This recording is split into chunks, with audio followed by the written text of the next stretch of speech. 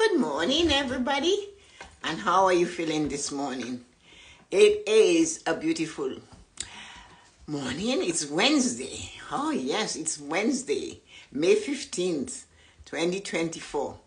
It is a lovely day, and here we are. Good morning, Loretta. How are you feeling this morning? Good morning, Lisa. How are you feeling today? Hi, Azim. How are you feeling today? When somebody else is, I can't see who, but how are you guys doing this morning? It is a wonderful morning. It is actually going to be warm. It's 13 degrees Celsius, so it's going to get there one of these days. But here I am on this wonderful morning, and to bring you the morning blessings. It's one of those things, you know. So today's topic is when to reach out for help and advice. And maybe it's not when, and everyone. Hi, Lisa. Good morning to you. When to reach out. We had a dust storm this Monday in Mumbai. Wow, that must have been bad. Oh, I was in Mumbai in 2017. Oh, that's the hot season, though. Yeah, that's the really hot season. Sorry about that. I hope everybody's okay. Good morning, Peter. How are you guys doing this morning? Hi, Ryan. How are you feeling this morning? Excuse me, guys. I maybe need some water, but I don't have any. So we're going to have to go through this. Anyway, when to reach out for help and advice. Hi, Londi. Coming all the time to the point where you know you need help and advice, but circling the situation right to left, left to right. The thing is that if we weren't supposed to get help and advice from others, then we would have been all alone. Each of us in our own little world, paddling our own canoe, going against the current constantly. We are not supposed to swim upstream. That is the job of the salmons. They go upstream to spawn. That is not the job of the human being. But somehow we believe, and some of us actually truly believe, we have the answer to everything in our life. We know everything. And we do not take advice from others. And sometimes the way we do it is, I don't want anybody to know my business. Knowing your business, somebody else gets, good morning, Arita, good morning, get to know your business, is giving you, hi, Pavali, good morning, is giving you an opportunity to expand. If every innovation, everything, the light bulb, the telephone, all of those things, the Gestetner machine, all of those little things, penicillin, all of these things that were done and created, if those creators, those original creators, Stalin, Pav, had just kept it to themselves, where would we be today? That's the question we have to ask ourselves. My mom said there's no stupid questions. When you do not know something, even if everybody else in the room knows it, no, you have the answer. So I really believe that. So instead of being challenged and pushing through, hitting your head against the wall, ask. That person might not have all the answers to give you, but they might point you in the right direction. And do not believe that what you know is right, because sometimes we know enough, but the person that we happen to think of today and say, do this, that person has the rest of the answer. And that is why we should all take time in life to decide, do I need help now? Where should I go? And that's why that question, whether you're using it as to your God or just to the universe or to yourself. If you were me, what would you do now? Instead of beating your head against the wall.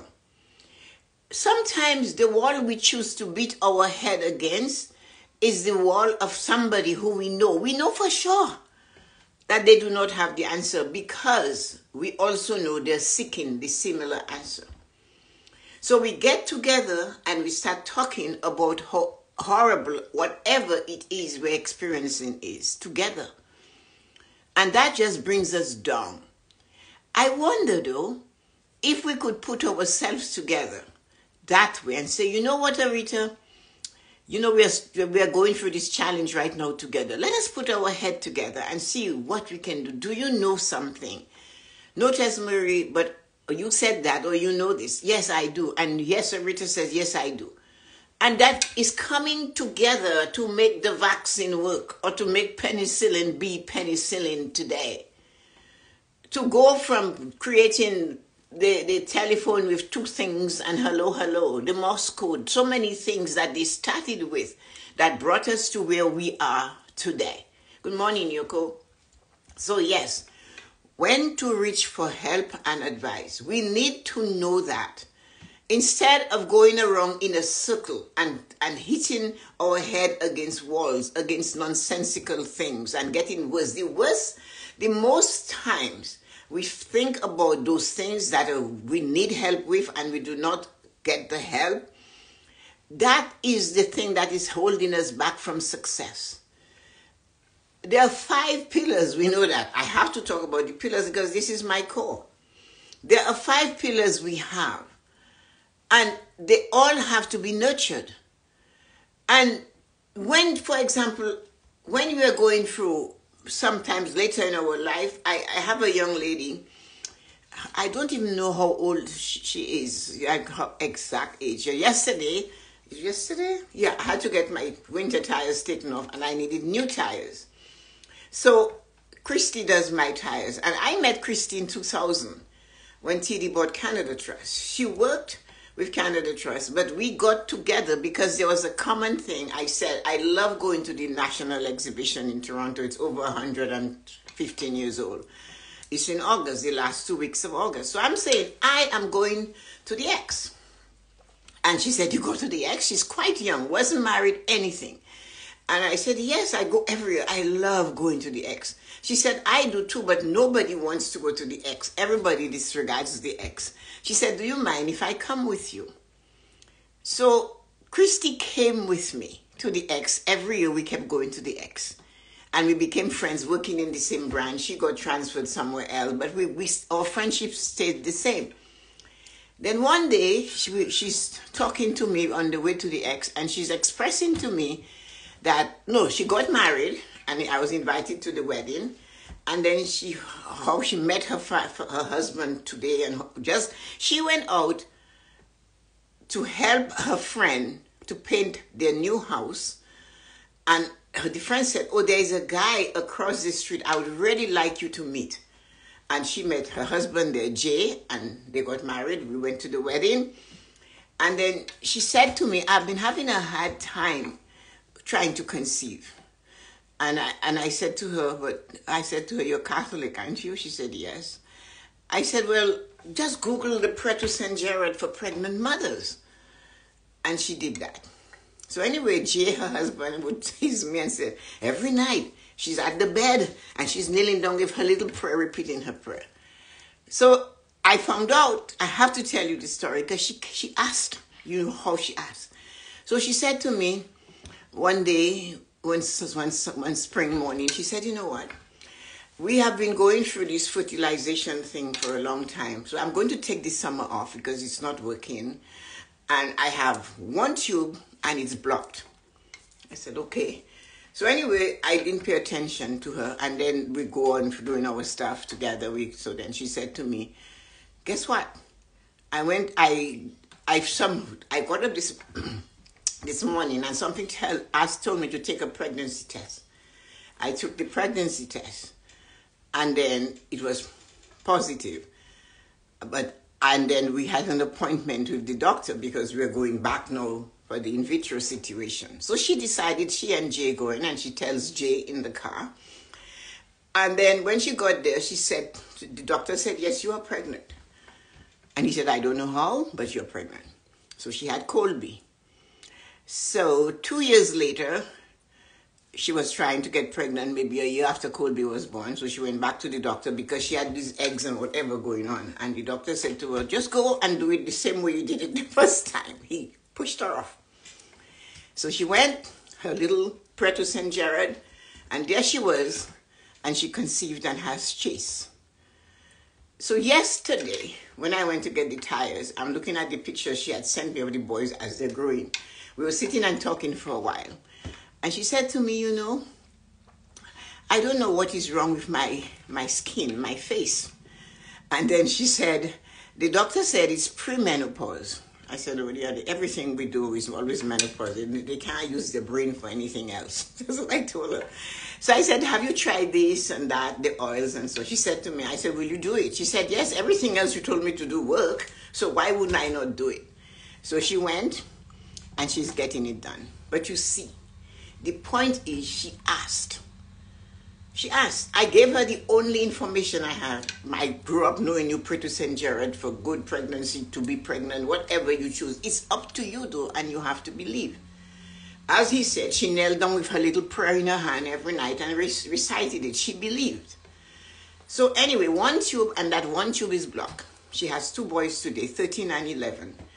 So what I'm saying, we have to know when to reach out for help and advice. Instead of lamenting that nothing is working, we need to seek. You have friends, ask, do you know what I should do? Just ask. Because when you ask for help and advice, you will get something. It's not everything that you get will be perfect for you. It's not all the help and advice that you get from that person is going to work for you. But maybe it will open a door for something else. So she's going to use the oils on her face. She said, I'm going to use it. She's going to, right away, she got ready. She ordered her stuff and she's going to apply it.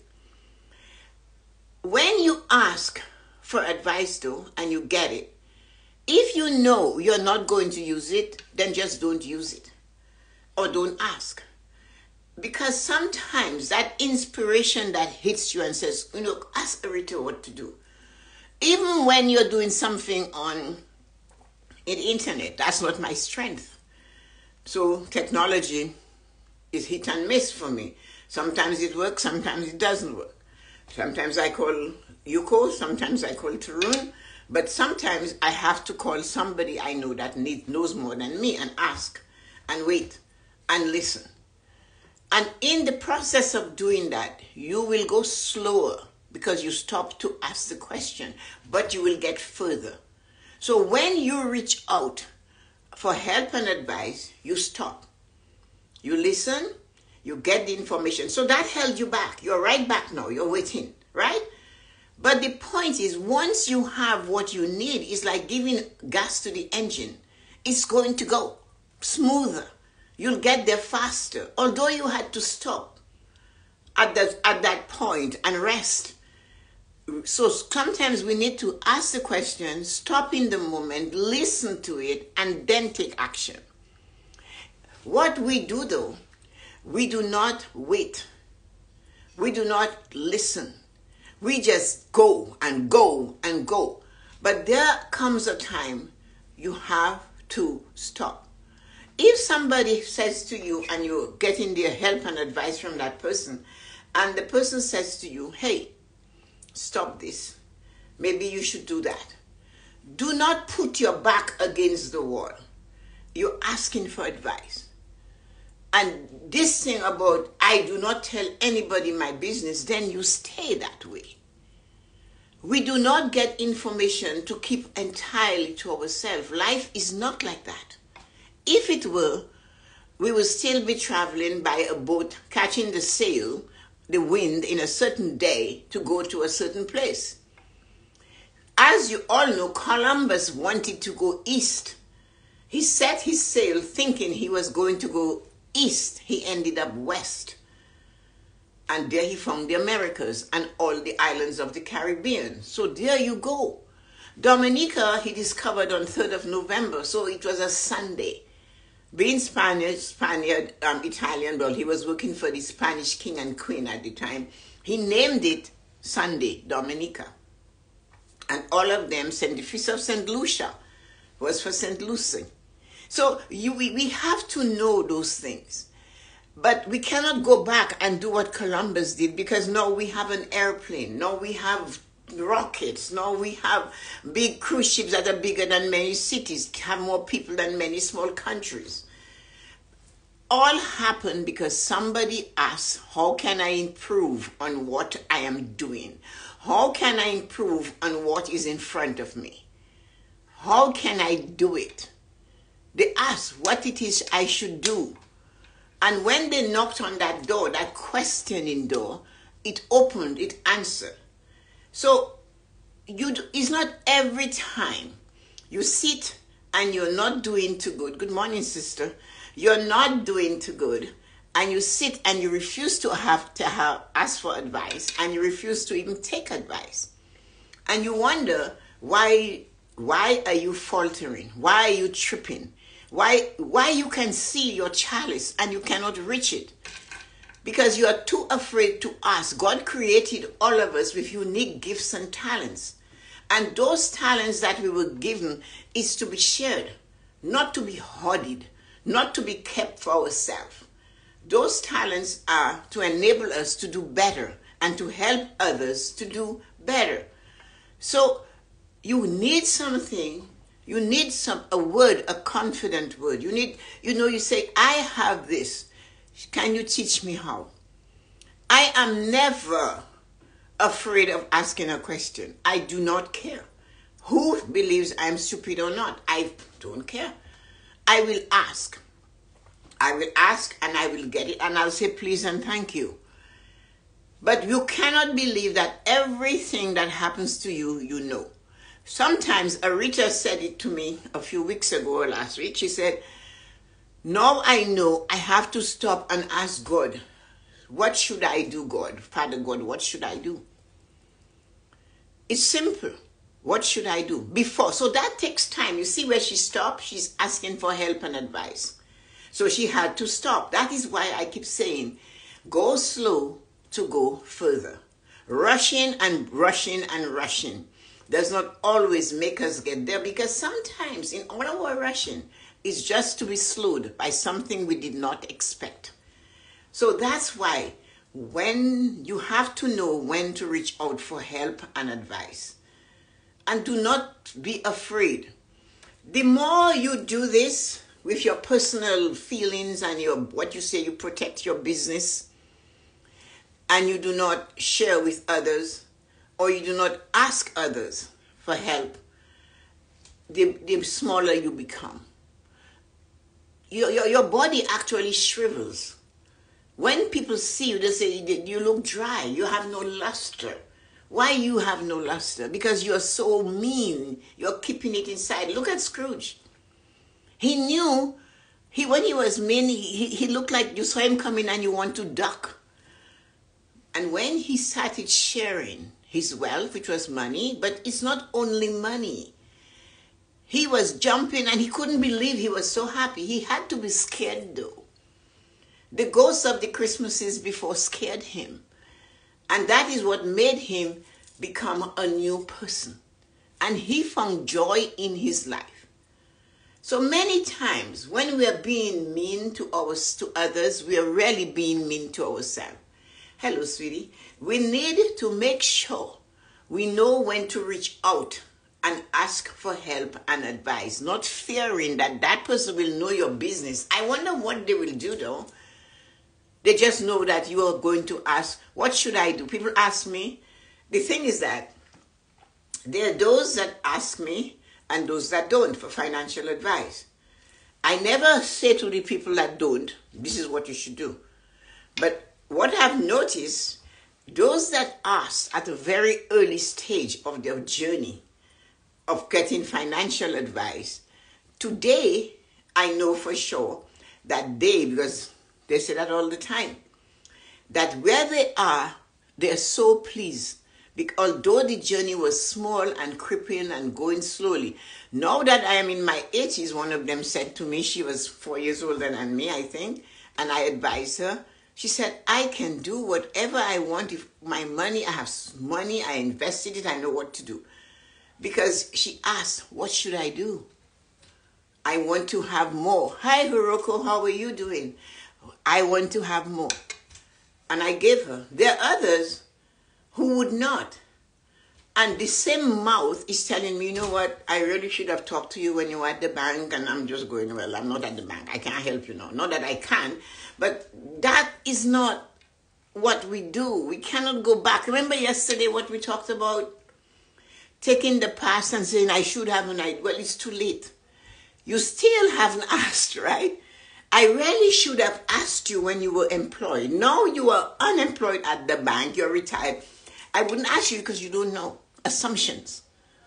But your knowledge doesn't leave you. And furthermore, I rewrite my exam every February just to keep ahead of things. So even at that stage of realizing I should have requested help and advice back then, you're telling it to me now. You're not asking. I do not jump in. Our job is not to go in and push that person and say you need to do that. They need to ask. We all have free will. God gave it to us and he practices it. That is why you have to choose to go to the altar. You don't go to the altar, you will not get the host. You will not get the answer. You ask. Your guardian angel, you have to ask. Everybody, you have to ask. It's your choice, free will. Go in and say, if you were me, what would you do today, dear God? And when with me and my guardian angel, Joyce, anytime I hit a snag or I put it, I say, you know what, Joyce, I don't know what to do with this. You take it over. You show me what it is I should do. And then I pause. That is another way of saying, if you were me, what would you do now? That's all it is. Before you jump in with 2 feet and both of them get burnt or broken and you're sitting in the mess you jumped into. That is why The Gambler, my favorite song for advice. You have to know when to walk away. You have to know when to run. You have to know what you have to do. That's what it's all about. Stop today so you can live to fight tomorrow. It's not the same day. All of us who have lost our parents, it's not this only day they die that you cry. You will cry later on too when you miss them. So you can wait. Ask for advice, and if the advice says to you stop, then sit down and stop. But do not ask for advice while you're quarreling and you're angry. Get away from the situation and stop and sit and converse with your God or the universe or the tree, the moon, the stars. All of that were once considered gods, right? People worshiped them in the olden days. Again, it grew until they decided there is a God. That was not to be seen. It wasn't the sun, the stars, or this, right? Or the moon. It is an entity they call God. Nobody can see, but everybody believes, or you have the universe. So you ask, reach out and say, what should I do now? This is my situation. And I'm a little bit befuddled. I'm a little bit confused. I desire to live a fulfilled life, Tessa-Marie. Then knock at the door. What should I do? How much money do you want to have in your future? I know it's all about money. It's not all about money. The holiest of the holies will tell me, oh, you only talk about money. But listen to me. Money is the thing we need to survive in this environment, that planet we are on, that planet Earth. I don't know if we need it on another planet, but I know here we need it. Many times we blame everything going wrong in our life on our finances. I talk about the 5 pillars.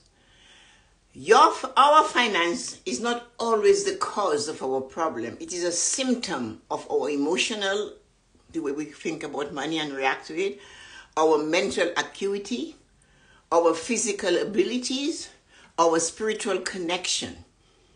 All of that, spiritual connection. Money is the root of all evil. This thing doesn't even move, man. How is come? It's a root of all evil. It has nothing. You read it. Read more than just what you see. Or the same preacher that says money is bad tells you pass the plate.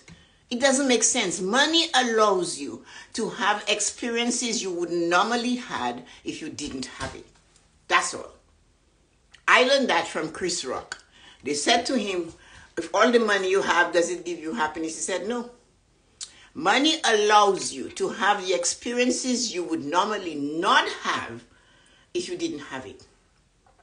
So, but our emotion is based entirely on our five senses. It's how we react. Emotional prosperity is how we react to what we see, we hear, we touch, we smell, and we taste. That's how we react. So if somebody says something to us, our reaction is based on what they said, right? So it hasn't gotten to money yet, but your supervisor is telling you you're not doing too good in this thing. And you turn around and you tell them off. They can mark you down. They can hold back your performance. They were going to give you a raise. They hold that back. Or they can put you on performance counseling. The person you don't like, you have to see them over and over again in a week, sitting for hours, listening to them. It affects you. You leave the office and your head is going funny. You can't remember what you were supposed to do. You missed to call clients back, or you missed a deadline, or you forgot an act. It affects you mentally. So mental prosperity is not crazy, not depression. It is the ability to recall what you know and to apply it appropriately at the right time. Physical prosperity. To make that body do the things that you desire to do at all times. So how do we destroy it? By what we eat. So you lost your job, or didn't get your raise, you're already not doing good, you come home, you eat 2 bags of chips and a pint of ice cream and 3 chocolate bars. Is that working for physical prosperity? No, it's not. Then you're bloated, then you can't sleep, then you go to bed, then you forget to shower, then it just goes, it rolls. And then the spiritual thing is how you feel about yourself and others. It's not a dogma, it's not a faith, it's not any of that. It's your ability to accept others for who they are and leave them alone. It's the ability to accept yourself and know I am good enough. I have Michael Jordan level talent. You can say that to yourself because you believe you're good enough. You've got all it takes to be the amazing and magnificent person you were born to be. So that's how, but if your if your religious belief is telling you money is the root of all evil, you will find, if you really truly believe that, as soon as you get money, you have to spend it. It just has to go because you don't want to keep it. The camel didn't go to, the camel passed in the eyes of the needle, but the man with all the money, I don't know where he went, but obviously he did not go through the eye of the needle. That's what they say. It's our feelings.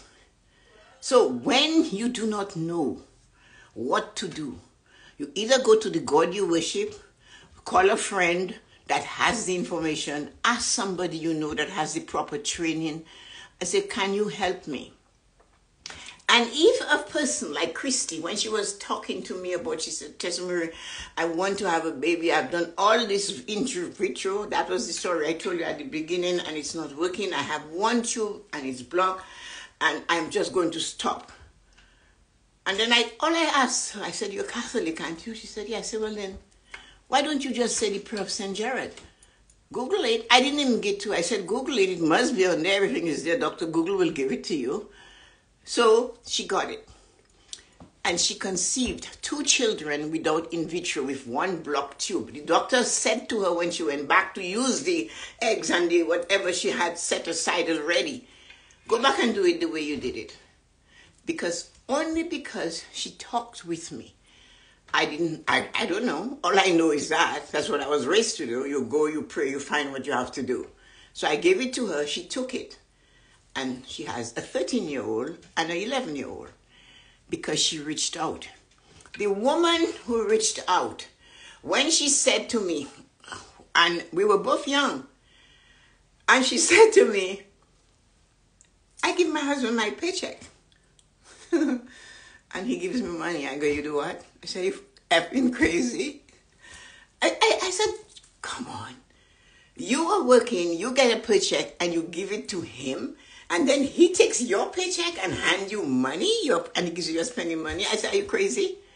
Are you on drugs? What is wrong with you? I said, you have the ability. You can do it. Let me show you how.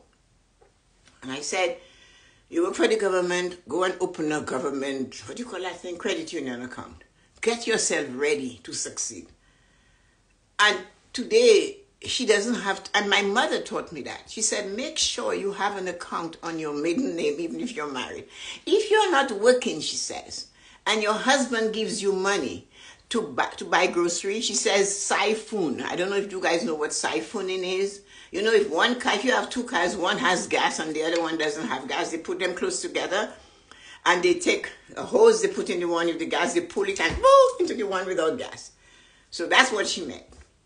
Take some money, a little from the grocery, and save it gradually. You know why you have to do that, she told me? Because you have parents, you have siblings. And if you want to help them, you will not have to go to your husband and say, please, husband, give me $1 to help my so-and-so. Husband will say, sure, after maybe much ado about nothing.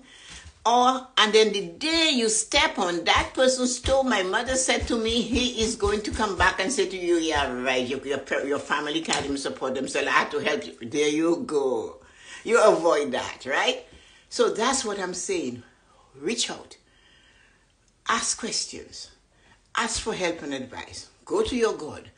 Go to your inner self. There is the real you is inside of you. And say, what would you do? Because sometimes the thing that is hitting us flat in the face prevents us from reconnecting to God at that moment. And just go, if you were me, what would you do now? And that is a prayer. That is a prayer of really good desperation. Hi, Jean, how are you this morning?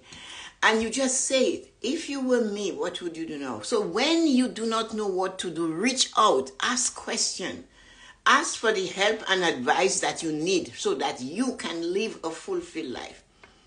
A fulfilled life is available to each of us. I tell you, if you embrace the 5 pillars of prosperity, emotional, mental, physical, spiritual, and financial prosperity, and you pay attention to them every day, 10 minutes a day, to pray, meditate, connect to whatever it is you believe, that gets your emotions balanced. Mentally, read from a good book, a book that where you will learn something. That is what you keep your mental, do something new, give yourself a challenge. So when Alzheimer's come creeping in, it might not be all that powerful. Physically, watch what you ingest, drink more water. Do something to keep yourself flowing. Work on them. It's just 10 minutes. Stretch in the morning for 10 minutes. Stretch on the floor for 10 minutes. Then the spiritual prosperity, avoid gossiping. Do not put others down. Do not tell them they're better than you. If somebody hurts you, you have a right to say that they hurt you. Sorry, I'm late. I first time in Brazil. Oh, that's why. Say, I am late. Like she's saying she's late. But what I'm trying to say is that the person hurt you, fine. Just avoid them. So that, and leave them alone. Do not criticize them. You're fine, you're great, you're amazing, you're spectacular. Because you don't want to get it again. So living a fulfilled life is not always wanting to get even with that person. And then, of course, with your money, watch it. It's not always necessary to spend all of it. Save a little. My savings account, you don't want to hear it, $1.75 a week. So there we are, when to reach out for help and advice. I trust that you touched some of you with that today. So do not be afraid to ask if you do not know. There's no stupid questions. No, you have the answer. You're better equipped to succeed. So to live a fulfilled life where you can own your own home, or if you want to live in the forest, you have the freedom to live in the forest and eat off the land, or wherever you want to be. Have money in your account to do the things you want to do when you want to do it. You have money in your 401k, your RSP, whatever, and you come to that age where I'm going to blow its ass off. You're going to do that. Then the second one, thanks, Dawn, that you are able to get off your chair without saying to a grandchild, can you pull Grammy or Grandpa off the chair? Because you took care of yourself.